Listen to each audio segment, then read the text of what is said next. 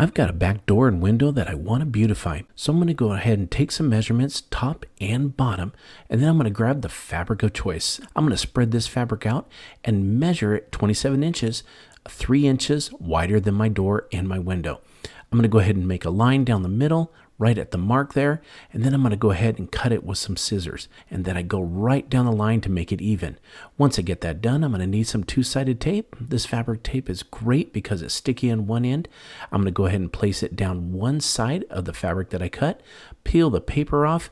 Once I get that peeled off, then I can go ahead and just fold it right over, and then I'm going to get rid of that bad edge that I got when I cut.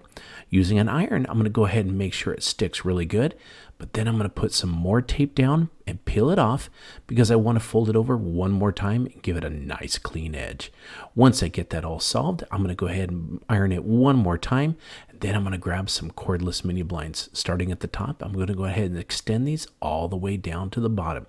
Now, I've got way too many slats on there, so what I want to do is remove the button on the bottom, and I'm going to go ahead and cut this off because I need that middle string. Once I get that cut, save that button though, but pull that middle string all the way through. Be careful not to lose this string. Once I do that, I can go ahead and cut all the rest of these shades off, but I'm going to need to hold on to about 5 of those. I put a safety pin on the bottom of that string that I saved, and it helps me push them all the way through. Again, just put about 5 of these slats. I'm going to go ahead and get back to the bottom, push the cord through right there, and then I'm going to put that button back on, but I need to tie a few knots. Once I get that, it's not going to slip through, and I'm going to use my finger and push it back on. Once I do that, I can go ahead and glue the top railing of the mini blind to the fabric. You can use fabric glue, or in this case, I used some hot glue and I used a lot of it. Once I hold it down, it's going to do great. Then I'm going to head right down to the bottom and put that on, again, using an ample supply of hot glue. Go ahead and put that down, hold it in place for about a minute, and then I'm going to take those slats, 5 of them, and I'm going to go ahead and put them in place evenly and distribute them up and down. Once I do that, it's time to put some glue on those also. Again, you can use hot glue or fabric glue. Once I put it on, I'm just going to flip it over and let it hold there. It's going to set up in about a minute. Do that on every single one of the slats that you have left over. Make sure you don't get anything on the cord. Once I put that over and I get it on there, it's time to go ahead and put the brackets that come with the mini blind on the door, right above the window. Once I get it on and it's secure, I'm going to take that mini blind and pop it into place. And it actually turned out really good. Look at this Roman shade that I made. You can go ahead and pull it down. Again, it's cordless, and once you pull it all the way down the bottom, it stays in place. I think it turned out amazing. It looks good down or up. Ever wonder what others' thrift store must-gets are? Let's go shopping so I can show you mine. White porcelain dishes. My own porcelain dishes I purchased from Costco over 25 years ago are still going strong. So now when I shop, I look for porcelain pieces of all shapes and sizes to add to my current collection. These little white bowls in particular are so handy for pinch bowls or to hold small trinkets to help me organize my spaces. Porcelain rarely marks up or chips and always stays bright white. And now we all know how good food looks plated on perfect white dishes, so here's how you can get that look for pennies. Accent dishes. I found these cute plates thinking I'd just use them for cat food. Turns out these are designer dishes currently sold on eBay for over $185 for the set of 4. Platters. I collect stoneware and whitish antique platters. They hold a ton of food and work great for charcuterie spreads too. Good cutlery. Sometimes I get super lucky and land a J. Henkel's knife. I have one at least 25 years old that I've never had to sharpen. There's nothing quite like a good quality knife that stays sharp and does its job for many years and feels good in hand too. I also keep my eyes open for good quality cutlery. You never taste the metal and the weight feels really good in your hands. Mugs. With every changing season, I like to use different mugs, so I'm always on the lookout for mugs that are pretty and feel good in my hands. I felt these sweater mugs were perfection for fall and winter. However, I only store mugs I currently use in my kitchen cupboards. The rest of the surplus are hung downstairs so I can easily change them out. Thrift store mugs make a change fun and affordable. Containers with lids.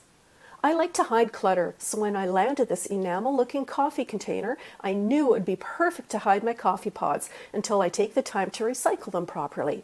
Baskets. I always adore baskets of all shapes and sizes. They add warmth and texture, plus they can hold and hide a ton of stuff. When I landed this galvanized farmer's market basket, I knew the perfect way to display it. The tag helped to tell a story, so I loaded it with sock pumpkins for a cute fall vibe. This large basket with chunky features is the perfect size for larger items such as hydrangea flowers, which are always so abundant in size. Then by placing them in the basket, they will continue to dry and look great for many months to come. Interesting pots and plants.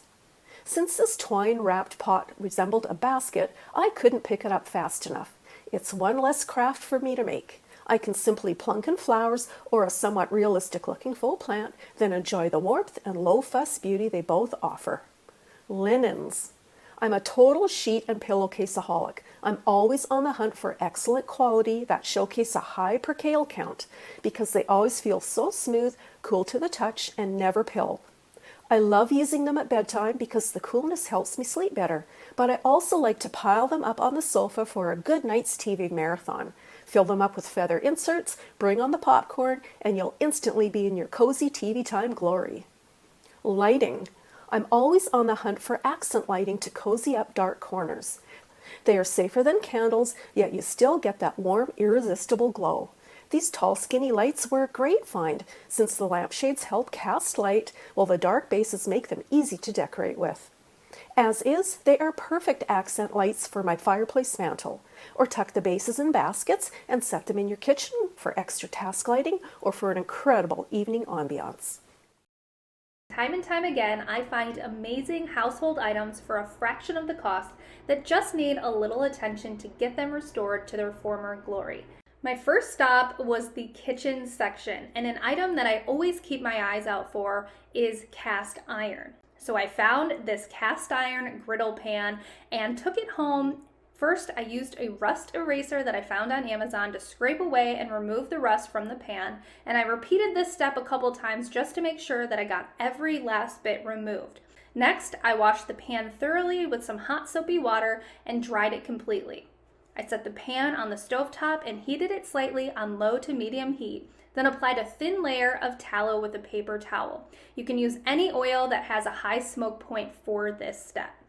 Then I added the pan to my oven that was preheated to 400 degrees and let it bake for an hour. After an hour, I removed the pan from the oven and let it cool completely. I then repeated the seasoning process a couple more times until I was happy with the finished seasoning on the pan. I found this cute little glass trinket bowl that was very dirty and the glass was cloudy. So I filled a bowl with hot water, then added about a tablespoon of dish soap and a 1/4 cup of distilled white vinegar, and I let that bowl soak for about 15 minutes. After 15 minutes, I rinsed the bowl off with water and gave it another scrub with a little bit more of soap and water, then dried it thoroughly. Now I've got a cute and sparkling clean bowl that's perfect for storing my muffin cups in my pantry. Next up is wooden decor, and this is another category I always keep my eye out for because it can be easily modified to fit my aesthetic. I found this cute wooden teapot decor piece that looked handmade. So first, I wiped it all down with a damp towel to remove all the dirt and debris, and then I let it dry fully. Next, I sanded it lightly with 220 grit sandpaper and wiped it clean of the dust. Then I rubbed in some wood conditioner to help protect it. To fill the hole, I placed some air dry clay inside the hole, followed by an old knob that I had on hand. I finished the back of the hole with some hot glue to make sure that that knob was extra secure. Then I added a wall hanger to the back and hung it in my kitchen to join the rest of my wooden wall decor. Last up was a pair of wooden cottagecore salt and pepper shakers that I found a few months back. First, I removed the stoppers from the bottom. Then to a bowl of hot water, I added 1 tablespoon of dish soap, followed by a splash of isopropyl alcohol to help sanitize the salt and pepper shakers. I added the shakers to the water and allowed them to soak for 15 minutes. After 15 minutes, I rinsed them off, then allowed them to dry fully before filling them with salt and pepper and displaying them near my stove. I hope this inspired you to check out your local thrift store to see what goodies you can find for your home, even if they need a little extra love. If you'd like some fresh new Christmas decor without breaking the bank, consider heading to the local thrift store to make your own. I picked up a whole basket full of quality products I plan to add my own touch to. I think these purple ornaments resemble Christmas lights, but I didn't let the color stop me. Choosing all the primary colors of red, blue, yellow, and green, I'm painting each ornament to resemble a classic Christmas tree light. Gathering up some lightweight twisted cotton rope, I am painting it a deep green to resemble electrical Christmas light cords. I'm now attaching the ornaments to the cord using a thin florist wire. And the end result is a string of retro Christmas lights that can be hung anywhere desired. Even the ends of the rope are frayed to resemble cords unraveling. A pretty mercury glass vase caught my eye, so I teamed it up with a string of white mini lights. I gathered up all the lights, then placed them inside the vase. This lit-up mercury glass provides the perfect glow to illuminate your holiday evenings. The glow of the lights penetrating through the glass is so festive. A bright, festive red tray filled with white coffee cups is about to provide a Christmas tree fragrance for free. I am filling each cup with water. Gathering some real cut evergreen branches from outside, I'm filling each cup with branches until they have a full look. Some red and white ornaments are being placed amongst the branches so they chime in with the red tray. Then I'm sprinkling the entire arrangement with some plastic faux snow. And you have yourself a beautiful and fragrant tabled centerpiece or festive vignette for any shelf or windowsill. A couple of glass bells were about to become one of the most viral decorations you can make yourself. Each bell is being painted in a rust-toned acrylic craft paint, then placed on top of craft paint tubes to dry. Grabbing a tube of Rub and Buff, the bells are getting covered while intentionally missing some spots. Using a larger stencil brush, I'm dabbing some chocolate brown paint onto the bell rims and in random spots to age them. Filling a vintage white pitcher with water and real evergreen branches, the now copper bells are a completely stunning draw to this evergreen arrangement. I like this black and white check pillow that chimes in with the colors of my home. Turning it around, I'm pinning a flat Christmas tree ornament to the top center of the pillow using a safety pin, then slipping in a faux evergreen branch.